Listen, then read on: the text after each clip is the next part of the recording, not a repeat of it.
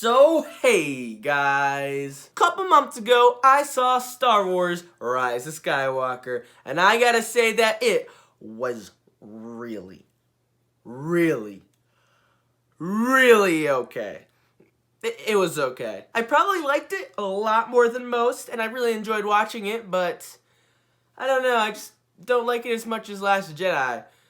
Is that a controversial opinion? Anyways, I don't have time to get into this. We'll get into controversial opinions a little later in the video. Anyways, the reason I say I saw this movie a couple months ago is obviously this video's pretty late. Most of mine are. It's not even funny at this point. But the reason this time, other than procrastination, is that the YouTube cop apocalypse happened. Remember that YouTube thing? We were worried about the FTC and COPPA? Yeah, that kind of freaked me out, and I shut down my channel for a month. And I couldn't get this video out in time in December because, frankly, I was really worried that this would have been my last video. But good news, everything's fine, YouTube survived, hence this video. And so I thought I might as well do another review and tie up some loose ends. I know this is really late, but I kind of feel like if I just did Last Jedi, like a Last Jedi review, and left it by itself without this one, I don't know, I just feel like it'd be kind of cliffhanger-ish,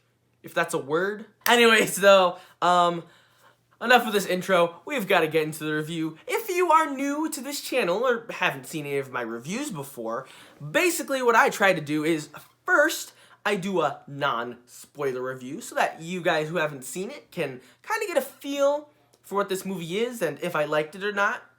Spoilers, by the way, I did kind of like it. But speaking of spoilers, after the non-spoiler review, we will move on to the spoiler section with an obvious spoiler warning in between, because let's face it, I don't think you guys would want me blurting stuff out if you haven't seen this movie. Although, frankly, it's been so long since this movie came out, I wouldn't be surprised if it was out on DVD right now. But I don't care, we're gonna do a review anyways. Here's my review for Star Wars Rise of Skywalker. The sun was setting in the Minnesota sky. Okay, but it is setting, so if the lighting's different, I'm sorry. So as I mentioned before, I was really worried about the cop apocalypse. In fact, I was so worried about $42,000 fines that I shut down my channel for a whole month. And during this time of me just waiting, I kind of watched some other Star Wars Rise of Skywalker reviews. Now, usually, I try not to watch reviews of movies before I can make my own review of the movie, mostly because I don't want to steal their thoughts and ideas and jokes, basically, for my video. But I didn't want to run into a Last Jedi situation. Just play the clip. Star Wars Last Jedi is a movie that everyone will love. I don't even have anything very funny to say about that. It's just really embarrassing. Yeah, so obviously I didn't really look at any of the Last Jedi reviews before I made that review, hence the very naive statement. I can tell now that everyone is very split on if Last Jedi is good or not. And much like Last Jedi, Rise of Skywalker really did split the Star Wars fan base. Half of them think this movie's really good, half of them think this movie's really bad. What's very strange, though, is I didn't notice many of the problems that people have with Rise of Skywalker on my first viewing of it. Now, I don't know if I mentioned this in my Last Jedi review, but most of the parts that people hate about Last Jedi, I really hate too. All the fake Leia deaths, the unsatisfying reveals, needless romance between Finn and Rose. I mean, where did that come from? But the reason I like Last Jedi is the pros for me outweigh the cons to the point where I consider it a pretty good movie. Strangely though, as said earlier, I didn't notice many of the bad stuff with Rise of Skywalker until these reviews pointed it out to me, and yeah, there are some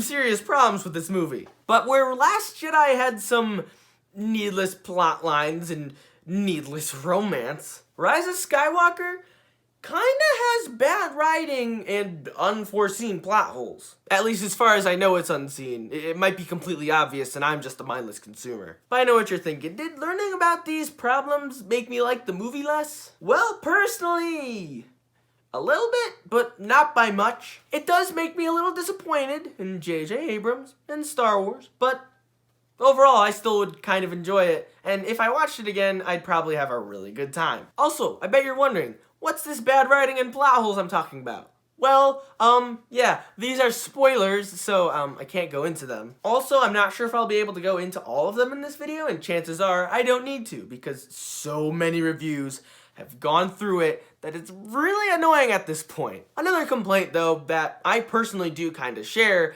is this movie is, I don't know, not very Star Wars-y, if that's a word. Like, it doesn't have that Star Wars feel, or that Star Wars charm to it. It feels like a Disney movie set in the Star Wars universe rather than a Star Wars movie in general. Now, there was nothing wrong with that for me, because personally I like Disney movies too, but I don't know, I kind of miss that Star Wars feel. So, for those of you watching, I don't know if this is the movie for you.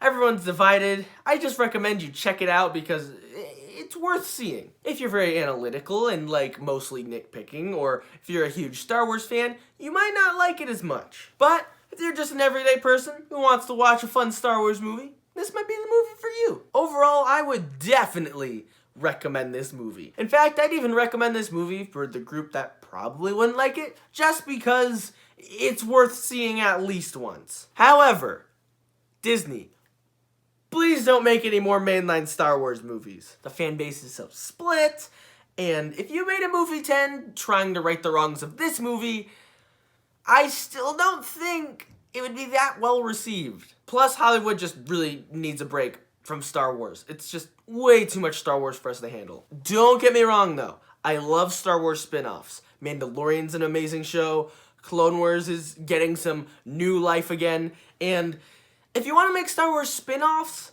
like in the Star Wars universe, but not like a numbered movie, go ahead. I don't mind that, especially if they have the Star Wars feel. But like, give us a break, please. I do not ever, at least for like a decade, hear anything about a Star Wars movie 10. Anyway, sorry this non-spoiler review was mostly complaining, but as I said, I really like this movie. The acting's good, the story's very interesting, the special effects and, I guess, action is really fun. Anyways, as said earlier, I'd recommend you see it if you can. Yeah, I'm out of stuff to say. On to the spoiler review. Ooh, that rhymes. I can't believe that they brought back Darth Maul. I'm just kidding. That's Star Wars The Clone Wars. And Star Wars Rebels. And Han Solo. And Star Wars The Clone Wars again. What's with Star Wars bringing back Darth Maul? Anyways, time to talk about a different Sith that fell into a pit that we thought died. Darth Sidious, aka Emperor Palpatine. But, can we talk about his fake death for a second? Because this movie's like, hey, Darth Sidious is alive.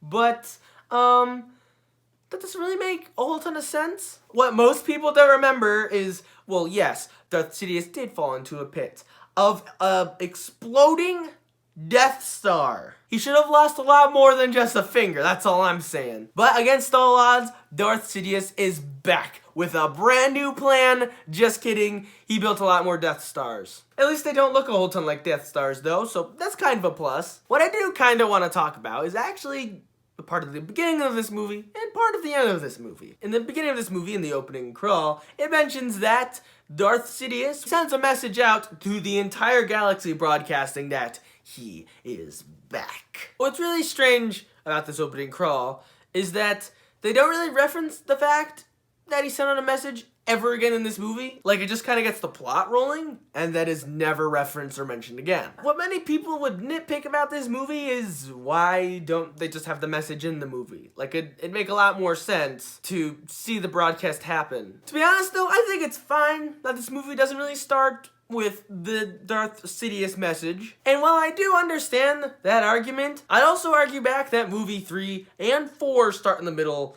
of really important events themselves. For instance, movie 3 starts off in the middle of a space battle right after Chancellor Palpatine was kidnapped, which I feel like that'd be kind of important to see happen. And movie 4 starts off with the Empire chasing the little Republic frigate trying to get the Death Star plans, and like it talks about the stolen Death Star plans, but never really shows you in that movie. They did make a really good movie like after it about the Death Star plans, but that's a whole nother story. A whole nother Star Wars story. Rogue One, a Star Wars story. Hey! But yeah, I feel like it's kind of fine that they left it in the opening crawl. But what's even stranger is I've actually heard, like, actually physically heard this Darth Sidious message before. After doing some research and watching the other reviews, I learned that Fortnite is now partial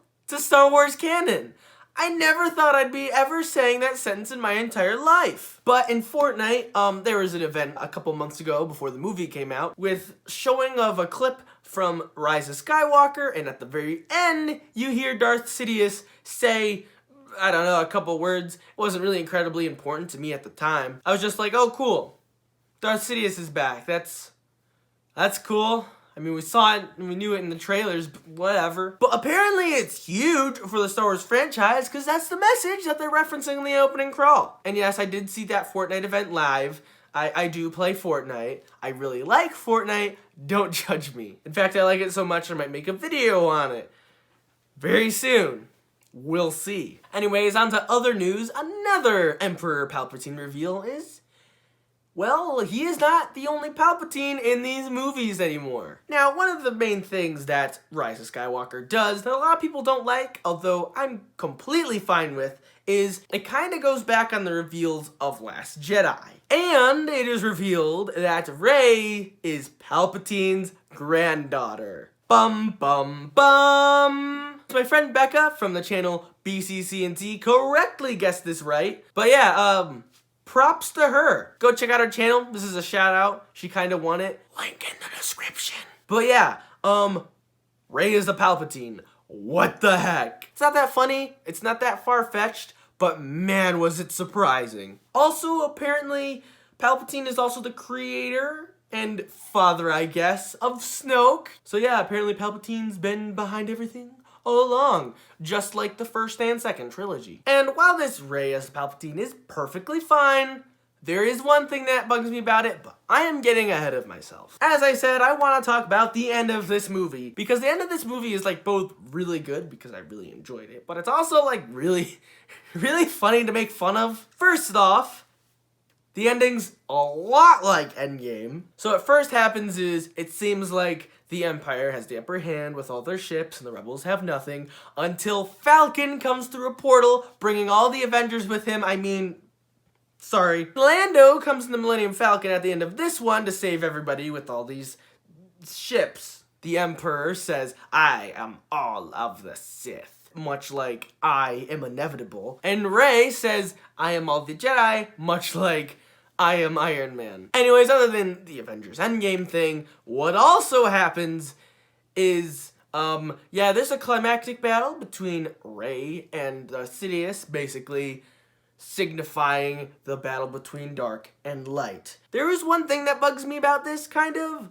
I thought Anakin was the chosen one. And when Anakin, aka Darth Vader, throws Sidious and kills him at the end of movie 6, you kind of think that, oh yeah, he is the chosen one. He saved the day. But Darth Sidious is alive, and Rey solves this problem by actually killing him, because she doesn't chuck him down a pit this time. She actually reflects Force lightning to the point where he just is like, I'm dead. So it kind of goes back on Anakin being the chosen one. Although there could be an argument to be made that Anakin is supposed to balance the Force, not completely kill one side of it. Still kind of strange though. Also what happens is Rey dies, but then she doesn't because Ben Solo brings her back and they share a kiss. Aww. So yeah, apparently Reylo is official to these movies, like it's confirmed. Bad news is though, Ben dies. Yeah, so apparently him bringing Rey back to life took all of his life force and he just dies himself, which I feel is kind of funny because Rey could just bring him back to life and then die again herself. It'd be kind of a Romeo and Juliet situation, but it'd be like nearly infinite where they're like, oh no, you're dead. I'll bring you back to life. Oh no, I'm dead. Oh no, you're dead. I'll bring you back to life. Oh no, I'm dead. I don't know. I just thought that'd be kind of funny to see. And then Rey moves on to become the next Jedi Master and train a new order of Jedi, much like Luke did. And the movie should have ended on her burying the box of Luke, aka Anakin's lightsaber, and Leia's lightsaber into Tatooine, where it all began. But they had to add a part where a lady asks what Rey's name was. And it goes like, oh, I'm Rey. Oh, Rey what? Rey Skywalker. Huh? I mean, was she adopted by Luke and Leia? I mean, they were her master. So, where did she get this Skywalker name from? Like, I get why you don't want to be telling someone that your last name's Palpatine, but come on, guys. What the heck? I don't mind this a whole lot, but this is just kind of stupid, and they didn't even have to put this in this movie. And this kind of leads into a change that I'd like to make to this movie, because it's a really good one. Rechange the name to Rise of Palpatine, because no one would have known that Rey was a Palpatine, and it'd kind of make them think, oh no, Darth Sidious is gonna win. And also, when it's revealed that Rey is a Palpatine, which not many people expected, it would kind of be like, oh, now Rise of Palpatine makes sense. Then at the end, she says, I'm Rey Palpatine, and it kind of wraps it all up. Like, it'd be a really cool idea. Anyways, yeah, that's my review of this movie. Really sorry, it was all over the place, very crazy, and very complainy and jokey. But I don't have a whole ton of thoughts on this movie. There are three main things I usually want my movie reviews to be.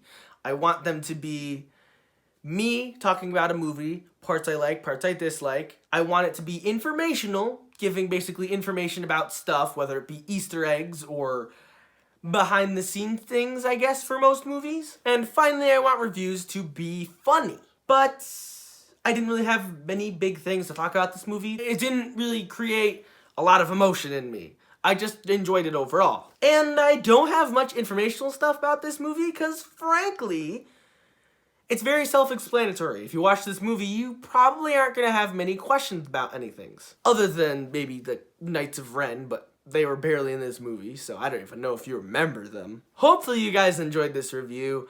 I know I did. In writing it, maybe not recording it, we'll see about editing. Thank you all for watching, and I will see you in the next video.